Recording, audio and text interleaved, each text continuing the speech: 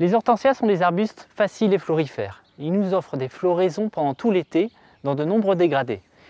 Il y a deux grands groupes, les hortensias macrophylla, comme ici, qui vont faire des fleurs en boule. Il existe aussi des sous-variétés en taileur à fleurs plates, mais ici on va s'intéresser à l'entretien de l'hortensia paniculata. Il porte ce nom parce qu'il a les fleurs en forme de cône, donc de panicule. C'est des variétés beaucoup plus faciles, ils supportent le terrain calcaire, ce qui n'est pas le cas des macrophylla.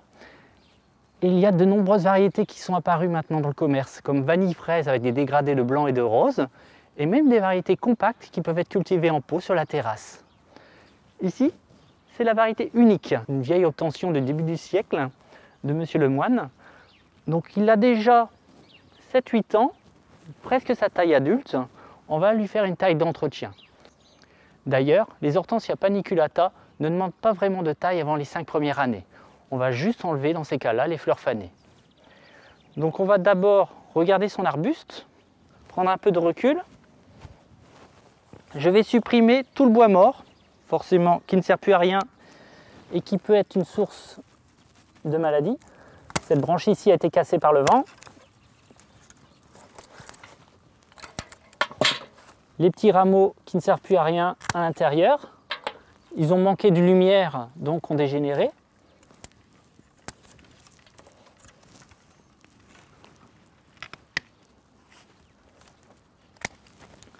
Je vais maintenant supprimer les branches qui repartent trop vers l'intérieur.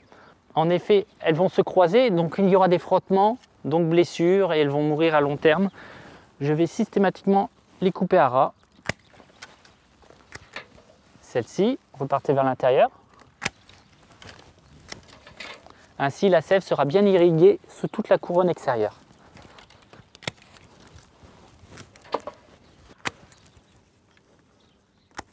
Encore une branche morte, une branche vers l'intérieur, une branche morte. Les petits rameaux chétifs comme ici seront également supprimés pour donner plus de sève aux branches principales. Je vais procéder maintenant sur l'extérieur, c'est-à-dire que je vais supprimer tous ces petits rameaux qui ne donnent pas grand-chose et qui ne fleurissent d'ailleurs pas.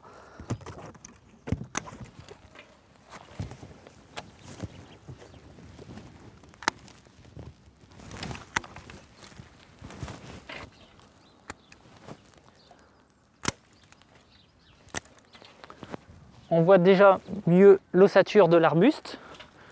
Je vais maintenant le raccourcir en le retaillant légèrement, mais attention, je ne vais pas tailler trop court. L'hydrangea paniculata ne fleurit que sur les pousses de l'année. Donc le dernier embranchement qu'il a fait comme ici, mais surtout pas plus bas, ou sinon il va redémarrer, mais sans fleurs. Donc je vais enlever à chaque fois, on va dire la moitié de la pousse. Le mieux idéalement, c'est de laisser 3 emplacements de bourgeons. Un petit bois mort à supprimer, 1, 2 ou 3 emplacements de bourgeons, 1, 2, 3. Et je toilette ainsi tout mon arbuste.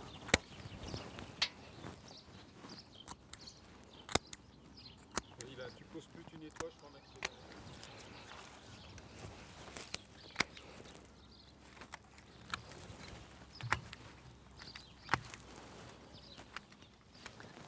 Cet hydrangea paniculata est prêt désormais pour fleurir tout l'été.